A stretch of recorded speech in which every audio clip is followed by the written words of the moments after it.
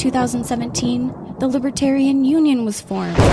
Finally, the average Joe Libertarian could find a thriving community of independent podcasters and content providers, all in one convenient location. At Libertarian Union, we'll always have the latest news, interviews, discussions, and even movie reviews. With hundreds of episodes and more added all the time, you'll always find something fresh at libertarianunion.com.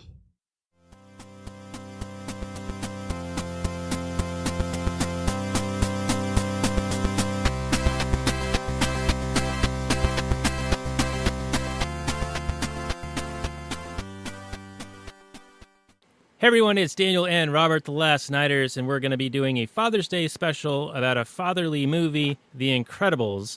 And the other brilliant thing about this is Incredibles 2 is out in theaters right now and breaking all sorts of records. So, super good times. Again, this is The Last Nighters, episode 24, so you can find the show notes and more at lastnighters.com/24. Let's say hello to Robert, then we will get into the Google description and start digging into this movie. Yeah, hello everybody. Daniel, before we get started, had a question for you. I heard a couple, or at least I saw a couple articles mentioning that this movie is doing really well out of nostalgia. And what, it's been like 15 years since the original? Is that long enough? I guess so. Yeah, that's kind of a strange question, right? Like, because nostalgia for me is older than that. But yeah, if you think back, if you were a kid when the first one came out, and now you're, a millennial, mid-20s, living in your mom's basement, getting kicked out, going to a court case to get evicted, and then you're still fighting it, and then you go on CNN or something and say you're a libertarian because you like weed and Gary Johnson, then, it sort of makes sense. You could be nostalgic based on that. Only under those set of circumstances, but yeah. Simultaneously, I might add. Right. No, not any one of those. No, has to be the total package or else you fail. But yeah, so it is kind of interesting. And another element of that, and I haven't seen Incredibles 2 yet, but we might. It's my wife and my anniversary, and we got the two kids, and we're going to do a date night, and we're going to go to a movie. And they watched this one with me in preparation for the show, which is lastnighters.com/24. And so we're going to watch Incredibles 2 in a couple of days from now for anniversary celebrations. Well, I'm curious to know if you're excited. I mean, you must have enjoyed the first one then, if you're tagging and bringing along the entire brood with you to go see the second one. Or is this just a date night movie with just the adults? So we're the type of parents who don't trust anyone with our kids. So if we want a date night, it's date night with the kids. So that's how it's going to be. And it's going to be, matinee style. And then we're going to do dinner after, come home, and it's going to be bedtime. All right. Anyway, just sharing some personal information that we don't normally share on The Last Nighters. But, you guys can get to know us a little bit. Sure, why not, right? Yeah, we're humans too. Beep, borp. Well, you did claim last time that I had my voice was similar to a virtual assistant, and you called me... The new connection, the way we're recording the show now, the sound of your voice is so clear compared to the garbly pile of garbage that it used to be, that, yeah, you sound like some sort of a digital assistant Siri type version of that, so yeah. Yeah, so anyway, what the fuck was I talking about? Oh, yes, The Incredibles. Came out in 2004, action-adventure, 1 hour, 56 minutes, 8 out of 10 on the IMDb, 97% Rotten Tomatoes, 90% Metacritic, 94% Google users. And here is the description. In this lauded Pixar animated film, married superheroes Mr. Incredible and Elastigirl are forced to assume mundane lives as Bob and Helen Parr after all superpowered activities have been banned by the government. While Mr. Incredible loves his wife and kids, he longs to return to a life of adventure, and he gets a chance when summoned to an island to battle an out-of-control robot. Soon, Mr. Incredible is in trouble, and it's up to his family to save him.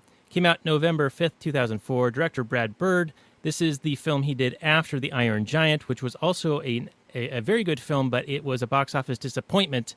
This one was not. Your thoughts, Robert? Well, for anybody who doesn't know, I'm sure people do know this, but this is essentially Brad Bird's love letter to superheroes, especially specifically like the Fantastic Four. This is easily the best Fantastic Four movie ever made, even though it doesn't star any of the members. But you've got Mr. Incredible, who you could say is the Thing. You've got Elastigirl, who is Mr. Fantastic. You got Violet, who is the Invisible Girl. And the only real swap is the Human Torch for Dash, as opposed to a guy that can fly around shooting flames. You got a little kid that can run fast. But this is the kind of movie that comic book fans always wanted out of, say, like the X-Men films, or then we got later on with the Avengers.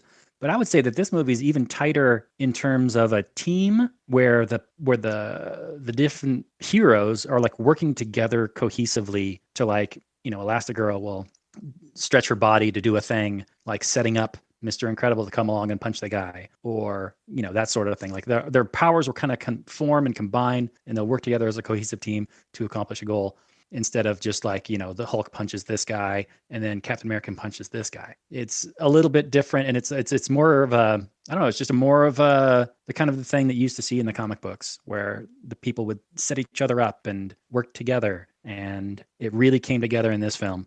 And I don't know if it's even been surpassed since in terms of a comic book movie with that sort of a dynamic. I mean, it also works really well on the other level of parents and children. I think pretty much as a parent, you're going to get a lot out of this movie. As a child, you're going to get a ton out of it. This movie is just working on so many different levels on all cylinders that it's not surprising that it did so well at the box office. Oh my goodness. We caught you monologuing. I can't believe it. So I got to say, I love the casting in this. Craig T. Nelson's great. Holly Hunter's great. Jason Lee, love that guy. Loved him ever since Mallrats. That was one of my nostalgic films from my late adolescence, young adulthood. 1995 Mallrats, Kevin Smith film. But yeah, how about Sam Jackson as Frozone? Yeah. Not as strong though in this one. He's more of he's there, but he's not like a big focus point. You know what I mean? Sure. No, I think for my money, Holly Hunter as Elastigirl is the standout. I thought she put such a level of emotional timbre to her voice and really allowed me to connect with that character. Not that everybody didn't do a great job. And I would say that the story is more about Bob Parr, but I think Elastigirl really shines. Yeah, and you mentioned the family stuff, and as I have a young family, I see that kind of stuff happening like all the time. Like when all these little things were shown in the film, and I think Brad Bird, he said when he wrote the film that he was just taking things that happen in families and then putting it into a story. I mean, my kids fight like that. I mean, not like force fields and running real fast. And my wife doesn't. Although they would if they could. Oh, definitely. But I mean, it's all the little things that, I mean, it's like the, I don't want to say adult humor because it's not like dirty or anything, but it's like, it's a kid's movie that has adult appreciation in it, like the adults will see these things and get a nod, and a subtle nod, wink and a nod, and be like, oh, yep, totally happens. Yep, I get that. Yep. And the struggles and the trials of being a parent. Absolutely.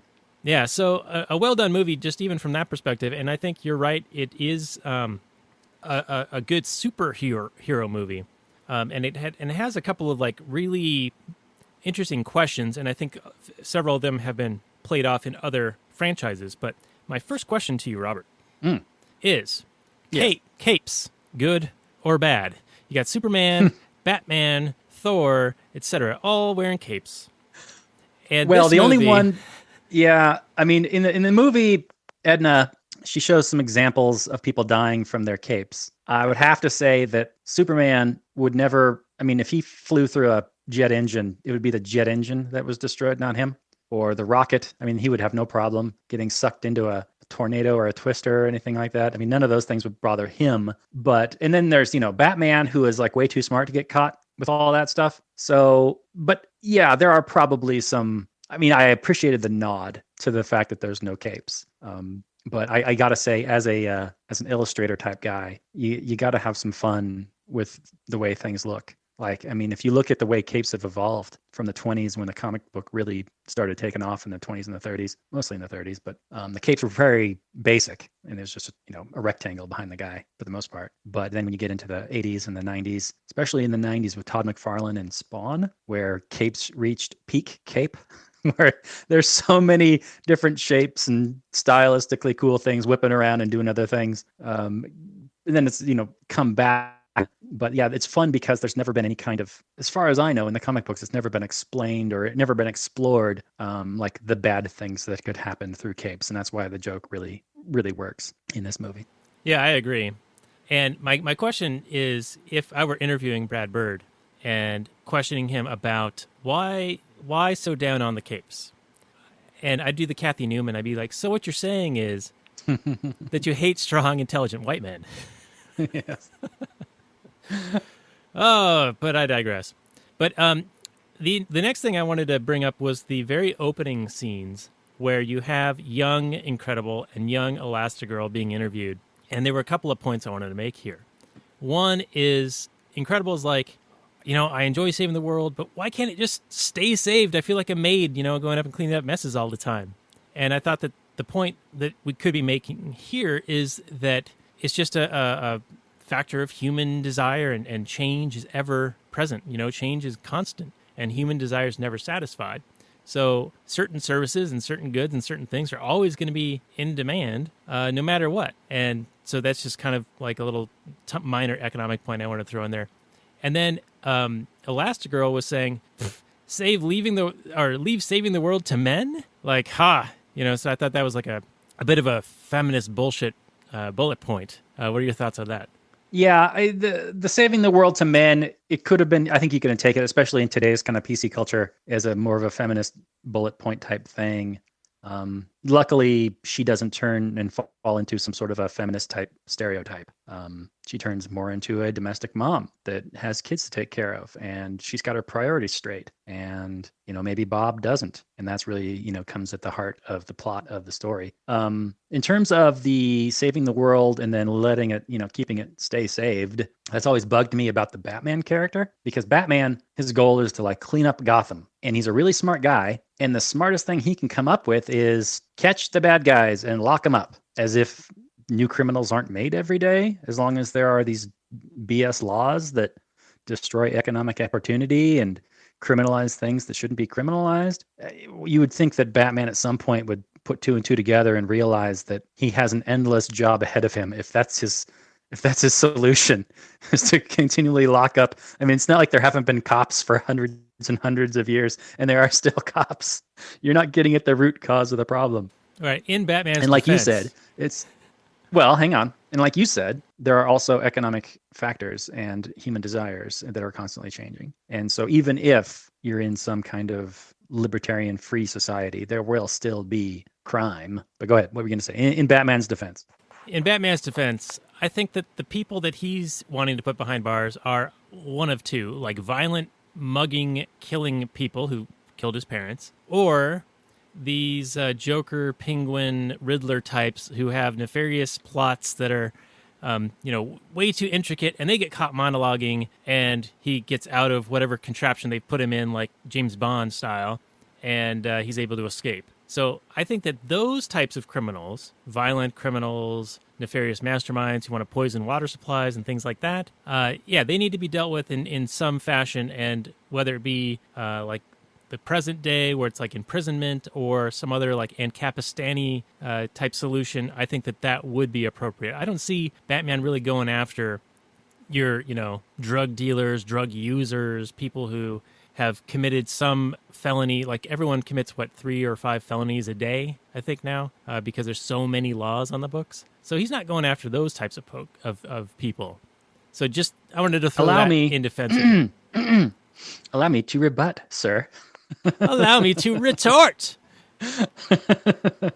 Throw the Sam Jackson famously, Batman does not. Famously, like in the movies, there's no Batman movie where he's taken down a drug dealer. But you are not a comic book reader. And there are countless comic book issues where he's dealing with street level crime, where he's dealing with muggers, where he's dealing with drug dealers, where he's dealing with arms dealers or gun sellers or any number of sort of thing like that. And still, even if you need to imprison, like your best solution, let's say the market's best solution to dealing with the Joker is to put him behind bars. Fine. But you're still not dealing, a very smart, highly wealthy individual, influential man, still you're not dealing with the next Joker. You're not working to create a world where the next Joker won't be a thing. Well, because he's obviously a capitalist exploiter, bourgeois asshole who doesn't know any better and will only continue to exploit and underpay his workers.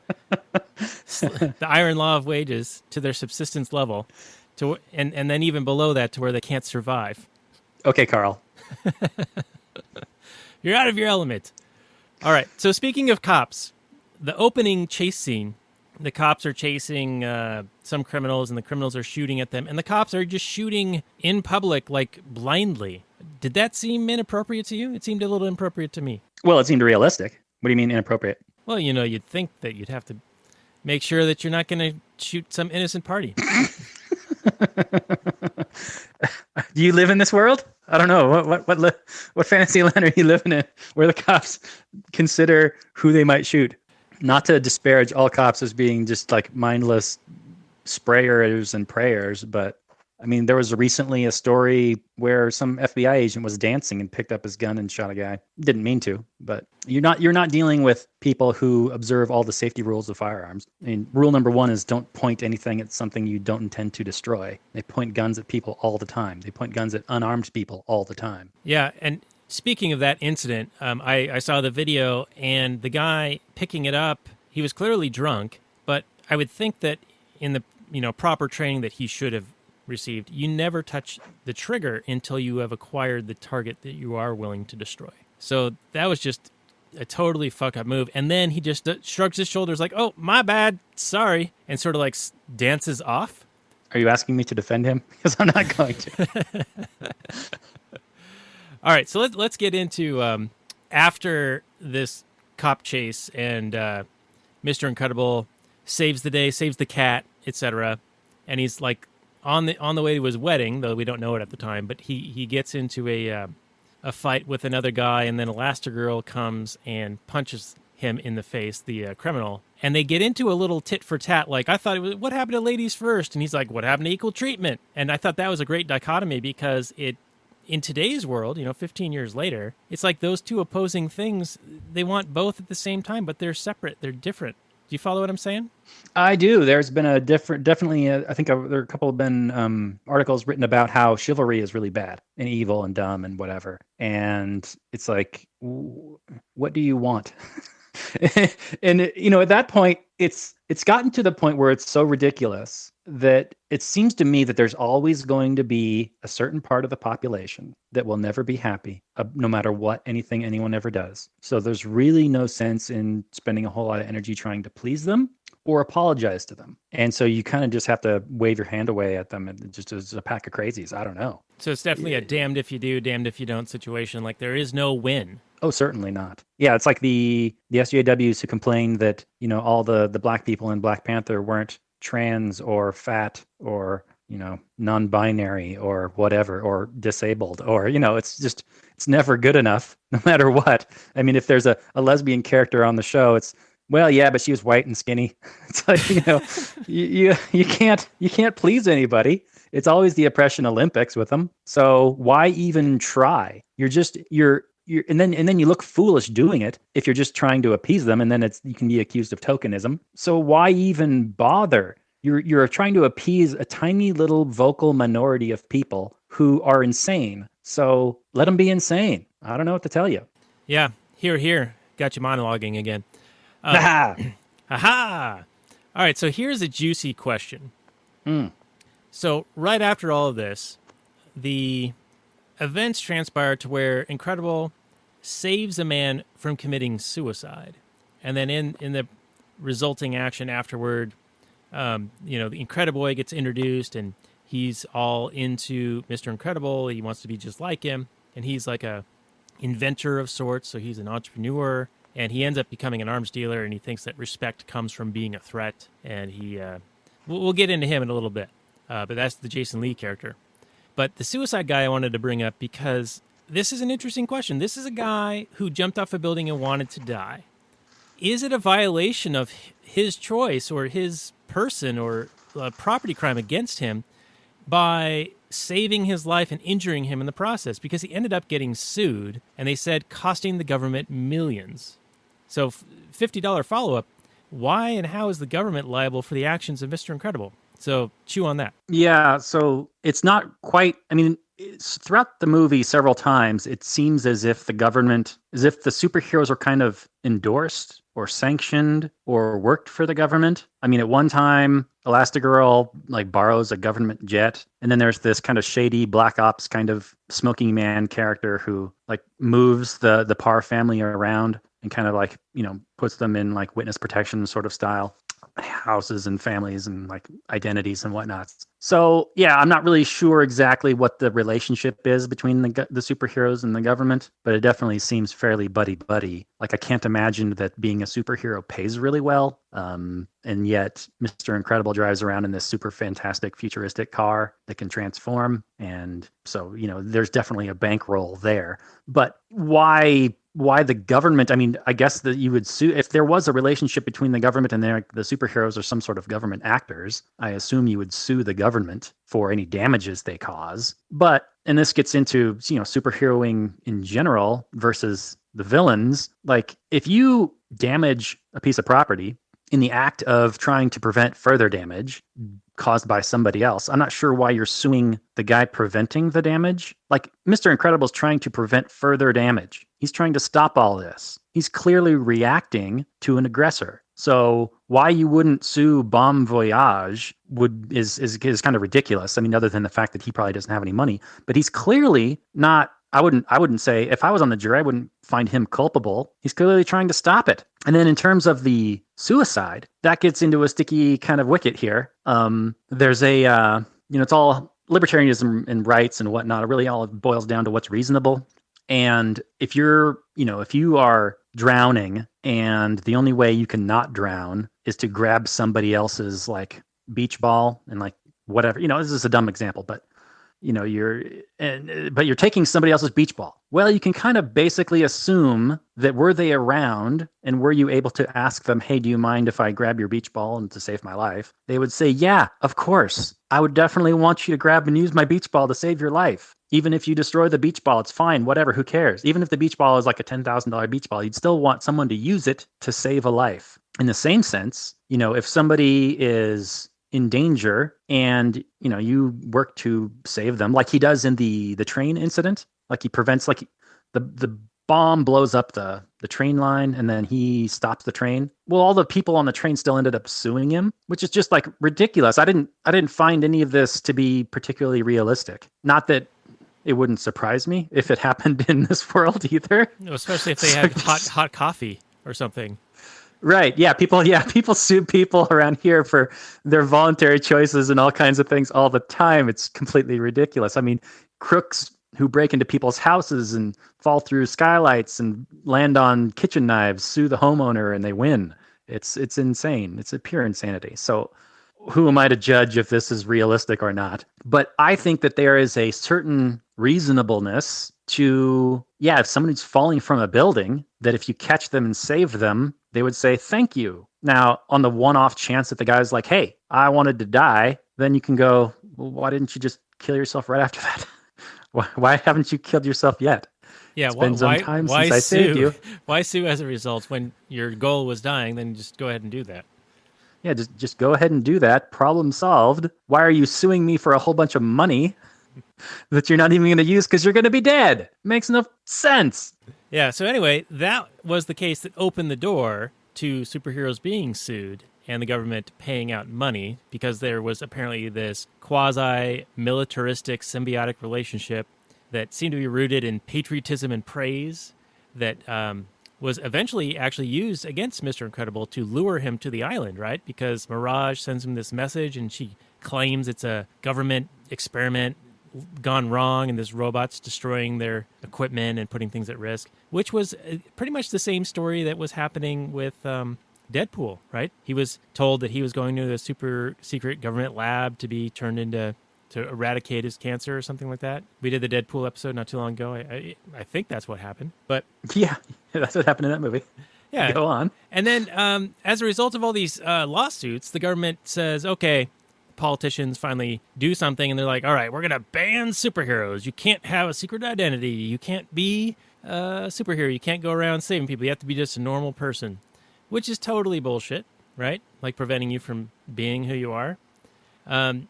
So, the laws kind of get imposed on them and it seems like a really shitty situation. There's this like government program to relocate people and they're granted amnesty for all past actions in exchange for no future superhero action. And that's sort of what kicks off this whole story. But isn't that a very similar story to what happened in X-Men? Like there was a senator or something who's like, mutants are dangerous and they need to be outed and prevented from procreating or being mutant-y.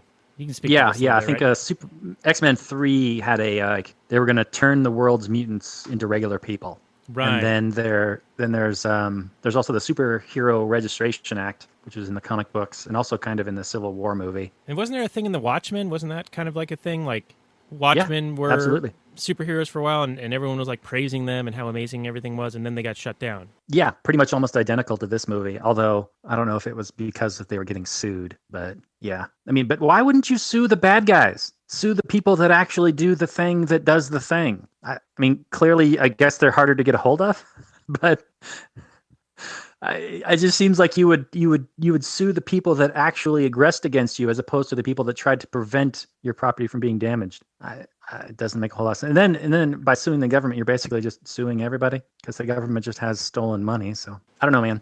Yeah, and if everyone sues everyone, then no one sues anyone, right? It's sort of like if everyone's special, then nobody's special, which is foreshadowed by Dash, and then the main crux of Syndrome's argument. And Syndrome's an interesting character because he's an inventor and he exploits certain situations, and he wants to sell these superhero pieces of equipment after he's done having his fun, right? But he wants to become famous, so, marketing style. He wants to become like this superhero that gets everyone excited, but then he basically wants to make everyone be super so that no one is super. And that's like an egalitarian idea to where you bring everyone to the same level. Now, when Marx and anarcho-communist types bring this up, they mean everyone, well, they intend for people to be on a higher level, like a standard of living that's like comfortable, and they can do the Papillon thing where they can write music in the morning and read poetry in the afternoon and toil the fields for a few hours before evening, things like that. But it ends up being like slave labor death camps and AK-47s. But that's, the ideal. And I think that Syndrome is an interesting character because of this, because he's an inventor, he's an entrepreneur on one aspect, but then on the other aspect, he's doing some pretty shady, evil shit. And I think that is I'm torn on him, and especially because I like Jason Lee as a character, But what are your thoughts on Syndrome? Well, for me, I didn't understand why Syndrome's plot, his whole plan was even necessary or could ever possibly work. Because the movie doesn't do a very good job explaining why all of a sudden superhumans aren't necessary. It's like the superheroes go away, and so do all the villains in the crime they fight. Oh, that's a good point, yeah. So the government bans superheroes, and super crime the whole time has been against the law. So where'd they go? Yeah, what are they doing? Where'd they go? Because Syndrome's plan is to create a giant robot that, shows that the world needs superheroes again, and to show that, he's going to come in and save the day. Well, in the process of murdering a bunch of superheroes, perfecting his robot. Right. But you would think that without all the superheroes around to stop the supervillains, the supervillains would really just be running amok. And then he could just go out there and save the day. He wouldn't need to create this robot at all. But the movie doesn't explain why there are no villains anymore. And there's just Syndrome for some reason.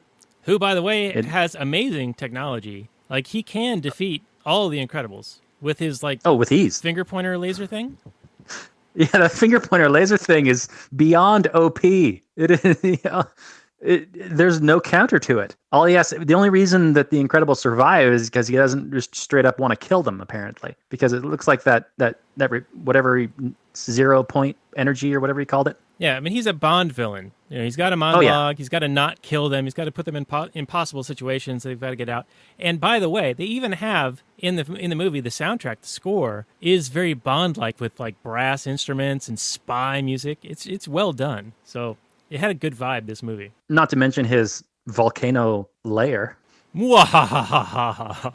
Complete with like lava that flows down as a closing and opening door. All kinds of goons that are faceless so that when they die, we don't feel bad about it. Except for one guy, when Dash punches his face off, we can actually see his eyeballs for a second before he dies. Oh, speaking That's of that, one thing that kind of annoys me with movies, is that they always dehumanize the foot soldiery bad guys. They're always wearing some kind of a mask so that when they die, we don't feel bad. Yeah, and speaking of dying, I mean, there is a lot of death in this, which is a bit surprising for a children's movie. Pixar animated. I mean, I'm sure it's more of a older children's type movie, 10 years old, maybe 12-year-old. But I mean, my kids watched it, and my 3-year-old was like, well, she's almost 3, was like, oh, it's scary. It's scary. I don't want to watch this every day. And my wife was like, we're not going to watch it every day. We're just going to watch it this time. and maybe we'll go watch the second one on our date night. But anyway, it did seem like there was a lot of dark shit going on for a kid's movie. Like there were people getting chopped up in airplane engines, blowing up, crashing into the sides of buildings and cliffs. Lots of shit happening. Yeah, I mean, there's no blood, but yeah, there's plenty of death. Usually in these kind of movies, yeah, like the bad guys will like parachute out as their vehicle explodes or something like that. I'm thinking of like G.I. Joe, not the movie, but the TV show. Cobra! But in this movie, yeah, Mr. Incredible just flat up flattens goons. He throws like a tram car on 2 guys. He what else happens? I don't know. Well, Dash, like punches a guy before he flies into a cliff and his vehicle explodes. I mean, all the actions I feel are fairly justified. I don't know. Was there any action that like Mr. Incredible or any of them took do you thought was like unnecessary or immoral? I got to go with a no there, Bob. The whole time Incredible was a prisoner, and even with Mirage, he threatened to crush her, but he couldn't do it. And he had every, I think, moral opportunity to do so. Like, he was her prisoner, and Syndrome was like, oh, go ahead, crush her, and that was like her turning point, saying, wait, he was willing to let me get killed. And Syndrome just was like, oh, I'm just calling his bluff, baby, And anyway, I don't think that there were any moral questions that The Incredibles failed at. I mean, other than cozying up to government, I think that was a bit of an issue, but I don't think they understood that. Yeah, no, definitely. They didn't quite grasp that whole thing. I'm sure they think the government is the good guys. What did you think about the insurance company stuff? In the very beginning, Bob's an insurance agent, and his boss is really upset with Bob explaining all the ins and outs of the insurance game to his clients. Exploiting every loophole, penetrating the bureaucracy. And his boss is like, man, we got to think about the bottom line, buddy. We got to stay in business. We're not going to stay in business if you keep paying out claims. And then Bob's like, yeah, but these are like justifiable claims. Like these people had legitimate claims. Except that old lady. The old lady, he said in paragraph 17, it says right here, we don't cover this. And then she gave this fixed income sob story, and he ended up helping her out. So I think that was actually dishonest on Bob's part, because if it's clearly stated in the policy, he was going against that and giving her the inside scoop. Correct, but that still doesn't make it okay for him to throw him through 4 walls. Yeah, that was a little bit rough. Yeah, so you asked me the moral question earlier about had the Incredibles done anything bad? Yes, okay. Now that you've reminded me, yes, he has done a couple of bad things. One was defrauding his company with the old lady. And then number 2 is, of course, assaulting and nearly killing his boss, who, by the way, was a dick. So I totally understand it. He was a dick. And somehow he survived being put through 4 walls. I don't think any real human would survive that, but I think you'd be paste. Your organs would be liquefied, but okay. Yeah, now I want to jump on this a little bit because, yeah, the boss is a dick, and in the old lady instance, it wasn't legitimate, the claim.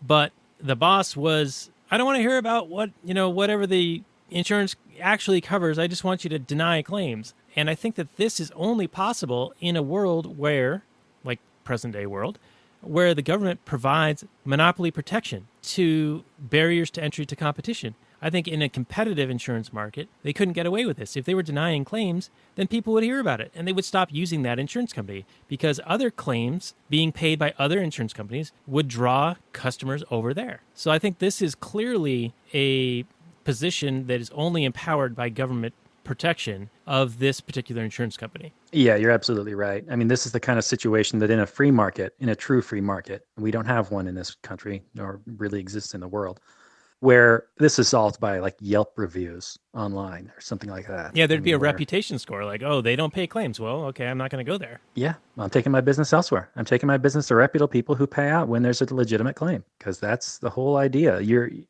in a world where reputation is key, then yeah, you're going to lose massive amounts of business, and you need to live and die by that reputation.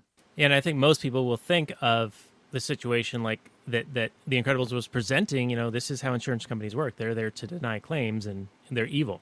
And right, but they're only getting the business if they have a good reputation. Right, in the real world, or I mean, Right. in the free market, it would be even Right. more reputation. Yeah. So I think they get a bad rap, but it's only because they have this cozy relationship that prevents Definitely. They got the government that they competition. they got the government that they can bribe to write favorable legislation that would prevent market competition that allows them this shoddy behavior. Right, and I love people who get upset about corporations taking over government by buying favors and influencing politics with money. And the quip I have back is, well, if corporations are buying favors from government, it's because government has favors to sell. Yep. I mean, how are you going to prevent money from getting into politics? It's already illegal. They do it anyway. But I digress. All right, so I had a thing about the teacher, but we can skip that because we're getting short on time. But I did want to ask you this. When they were in hiding, because we're talking about the insurance thing, and it's 15 years later, they've got a family. They're living in this Frank Lloyd Wright type mid-century modern house, which, by the way, I love that house. It's an awesome house. They tell Dash to hold back, because he would dominate in sports. And it seemed to me like it's a sort of a self-imposed reverse affirmative action thing going on. And I just wanted to throw that out because Dash gets upset about this, and he foreshadows the syndrome thing where he says, if everyone is special, then that's another way of saying no one is, which is very similar to the tragedy of the commons and public property, where if everyone owns everything, then in reality, no one actually owns anything because no one has the exclusive control to determine what happens with any given thing. Yeah, it's participation trophies. It's a nice little dig. This is a story about exceptionalism over this like forced communism or whatever, like exceptionally like individuals over forced mediocrity. Oh yeah, that was another thing that Mr. Incredible said. He's like, he's graduating from the 4th to the 5th grade. It's not a big deal. Why does everything have to enforce, mediocrity? Yeah, exactly what you were just saying. Yeah, that brings up a question I have for you, Daniel. Since this movie is really kind of Bob's story, I mean, I'd say that all the characters have kind of an arc and they all grow to a certain extent, but I would say really it's Bob who is kind of going through his midlife crisis, wants to relive the glory days, and isn't maybe paying as much attention to his family as he should. And it's Elastigirl who's kind of snapping him back to it. Did you see him in the beginning of the movie trying to relive his glory days and fighting crime and saving those people from the fire, or going out and listening to the police scanner as neglecting his family? Because that's really her argument, is that if he's going out there and fighting crime in any way, you are endangering your family and putting them at risk, undue risk. So you're in a sense like a bad parent. What do you got to say to that?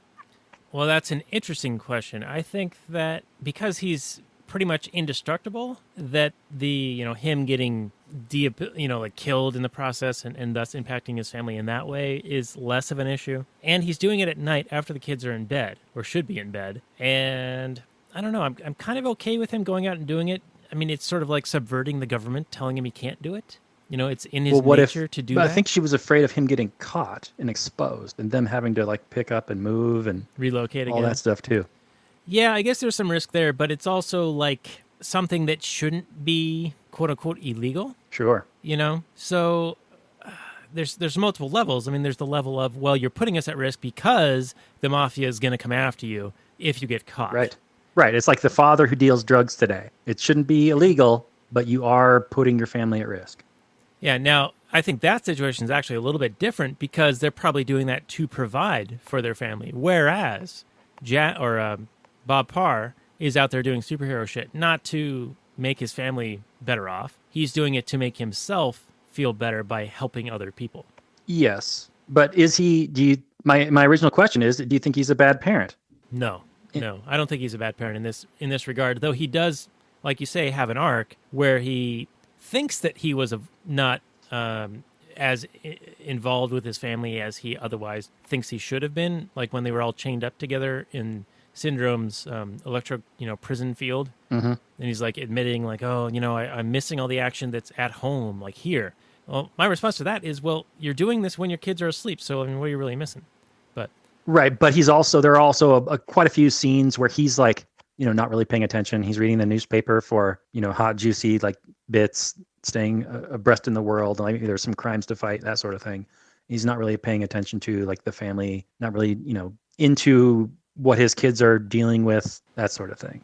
Oh, sure. I think that just comes with being in the routine and the mundane. So yeah, I can sort of see like that just being a natural thing, and then he gets snapped out of it due to the course of the events with fighting the robot and saving the world again and all of that. Yeah, I'd like to have seen like an epilogue to the movie where there's just having the humdrum daily life, but he's like just totally excited by it, and he loves going to his job, pushing pencils and stuff. I thought that the humdrum, boring stuff was actually fairly realistic. I could imagine being a superhero and having been a superhero with superpowers, and then you become an insurance agent. Talk about a shift. How could anyone reasonably expect him to be super engaged and excited by that? I think it would just pale. Not necessarily a family life, but just the whole job and the day-to-day, once upon a time you were dressing up in tights and fighting bad guys and saving people's lives, and next you're just sitting at a desk pushing pencils. I could imagine that's a bit of a disappointing turn. Yeah, I think it'll be interesting to see the next movie, because apparently it's picks up right where this one left off, with the Underminer showing up and drilling up from out of the earth and being like, "I've been underneath you this whole time, and nothing is beneath me." And it's John Ratzenberger, who of course has a small bit in every Pixar movie. Yep, he's in all Cars movies. He's in Monsters. He's in the Toy Story. Well, yeah, like you said, Nemo. Toy Story. Yeah, he's what was the piggy bank? Yeah, and I think at the end of Cars, they actually make fun of the fact that he's in all of them, because the cars in the closing credits are like at a drive-in theater. Yep. And they're watching all these movies, and they're like, well, I think it's just the same guy. Anyway. That's good stuff. Oh, and also about the Underminer, I have to mention this. If nobody knows, I'm sure many people know this, but I got to mention it anyway. The Underminer is a direct nod to the Fantastic Four issue #1 that came out in like the 60s, with the very first appearance of the Mole Man. And he comes up out of the earth, and he is talking basically the same thing that the Underminer says. He's got all these monsters, and then of course the Fantastic Four got to take him down. So that was just a lot of fun little nods. Yeah, so what's interesting is when I was reading about this, Bird was claiming that he wasn't like a big superhero comic book fan, but it seems like he's picked up on a lot of these things and has deliberately made nods to them.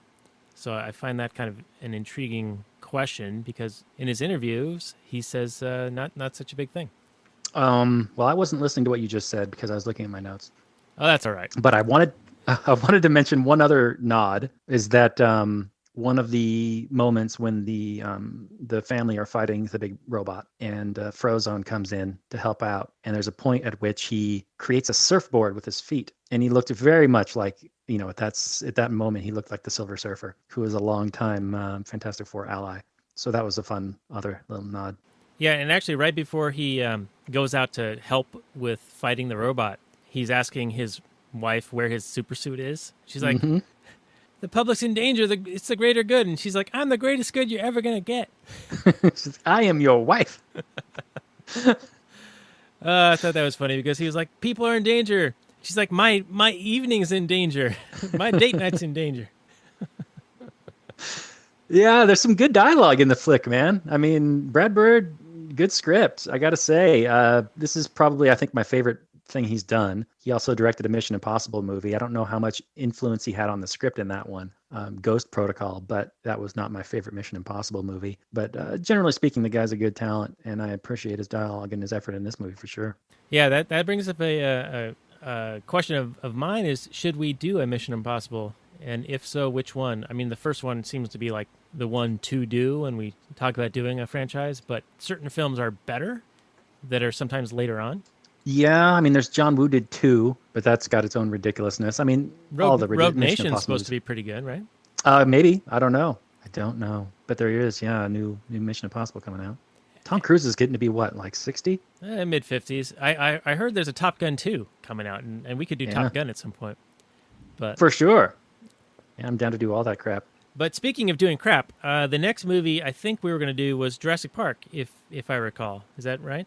That's definitely on the timeline. I mean, we got the Fallen Kingdom coming out, I think, next week. So yeah, we should definitely do that. All right, well, let's hit that up. So next episode will be Jurassic Park. Any last things you want to say? We're about, we're almost at our limit here. Do you want to throw anything else, any other notes, and then we can wind this thing down, do the final summary and review? No, I think I probably didn't get to all my notes, but that's fine. I never do. So that's no big deal. But I did want to mention just how much fun and inventive and this is the one thing I wanted to mention. There's a really strong emotional scene in this movie for me, and I'm curious if it's as emotional strong for you as well. I break down into tears every time I watch that airplane scene. When she says there are children on board and there are missiles flying at it, and she's like, disengage, disengage. Oh man, my heart goes out. I absolutely just can't handle it. It's such a brilliantly done scene. I wish they showed a little bit more reaction of Mr. Incredible. He seems like a little bit, I mean, he's upset, of course, to the whole scenario, but his reaction is just a little bit tame, and he kind of like explodes later about it when he like almost kills Mirage. Or what is her name? Is that Mirage? Her name, Mirage? Yeah, Mirage. Yep. Anyway, the sultry fox. Yeah, but Holly Hunter in the airplane scene was brilliant, and it's just brilliantly made. And then shortly thereafter, when they're like floating in the water, I thought the dialogue between her and their children, like, we are going to get through this. We're going to do this. I believe in you. You can do it, you know? And then the whole like, but you said never to. I know what I said. Listen to what I'm telling you right now. We need to do this. We're going to live through this. Oh, it's just great. And then the inventive use of their powers. I thought Elastigirl was fantastic when she grabs that manhole cover and uses her body as a slingshot. And then Dash when he's like running up the walls and around and on the water. Just all kinds of fun little bits that you can tell there was a lot of thought put into the movie. So I guess this is all just part of my summary and review. This is such a strong movie. If you haven't seen it, I don't know why you haven't. Check this one out, and then probably check out Incredibles 2. I've heard it's just as good or almost as good. So this is like a strong 9.0 from me. Superhero movies don't get a lot better than this. I really enjoyed the recent Infinity War, but if you're talking about a movie that hits on like almost everything it tries to do, it's got good emotional content, action, family drama, and then some interesting, like Daniel was talking earlier, with like a decent villain who's not just some evil mustache twirling villain for the sake of being evil. He's got kind of a strong motivation. He was a spurned hero, a fan. He was a big fanboy who just wanted to be one of the cool kids, wanted to help out, and was told no thank you, and he took rejection really, really poorly. But yeah, it's good, real good. So yeah, 9.0. Daniel, what did you think of this fine film? Well, that's a strong 9.0 on the Richter scale from Roberto there. So you'd ask me, whether that emotional content, and we do the number of tears jerked, and I think that there are quite a few. That airplane scene is certainly emotional, but the thing that really got me was after she saves them, they land in the water. She turns into a boat, and Dash is the motor for the boat. And then they get to the beach, they get to shore, and he's obviously exhausted. And she says, "I'm so proud of you." That got me a little bit. Oh, yeah. So, like big accomplishment, finally using his powers. Like he had been held back, right? That reverse affirmative action thing going on because of what his parents were like, no, you can't like expose your powers. You can't show people that, you're like amazing. And by the way, Brad Bird, he was questioned about this on whether he was like shilling for Ayn Rand, like objectivism and Atlas Shrugged and whatnot. And he was like, no, people might see that in this, but I'm not doing that. I'm more of a centrist, is what he said. So, take that for whatever it is. I for one, am not on the political spectrum. I'm at a 0.0 level on politics. But anyway, I digress. But overall, the movie is really strong. There's a lot of callbacks. There's a lot of foreshadowing. Everything kind of fits into its place, and it's super well done. I really enjoyed it, and I look forward to this next one. I don't know if it's going to get up to a 9 for me, but maybe like an 8.8. So real close, just, right there. And I think we are going to watch the next one during our date night for the anniversary with the kiddos. Yeah, baby. All right, well, I think that's going to do it for our episode of The Last Nighters on The Incredibles. If you haven't seen The Incredibles, go see it, and then go see the second one. It should be a good time. So you can find the show notes and more at lastnighters.com/24. And I want to wish you guys a good Father's Day. This is a bit of a, father redemption type story. He realizes his family's like way more important and he should pay more attention to them. And I think that's a good message. And so happy Father's Day to all the fathers out there. Hear, hear. You too, Daniel. You're a father. Oh, well, thank you. Yes, I am. And I wanted to throw one more thing out. We did get some feedback on our most recent episode. Somebody wrote on our YouTube channel on the Planet of the Apes episode that they took our critique of Charlton Heston's acting as not being the best actor ever. He took it a little hard, and he listed a bunch of Heston's accomplishments, said he's a Juilliard-trained Shakespearean. He's very versatile, and he's been in all these roles and all of these things. So he was really defending Chuck. And I found that kind of, it was welcome, but I don't think we were too hard on him. We were saying he was the boss, he was a badass dude. It's just, I think, a different era, right? Like, acting was a bit more over the top in the 60s and 70s, I think, than it is now. And I think part of that is because there's this difference between being a stage actor and a film or TV actor, right? Because on a stage you have to be more bellicose, whereas in film you can be more minute. Like, it's tiny little differences that get picked up on camera, so you can be far more subtle. And I think that he was in between that. Absolutely. I was going to make the same point that Heston is a classically trained stage actor. And those people, you have to be over the top, and you really need to project your voice out in order to, for the people in the back row to hear you.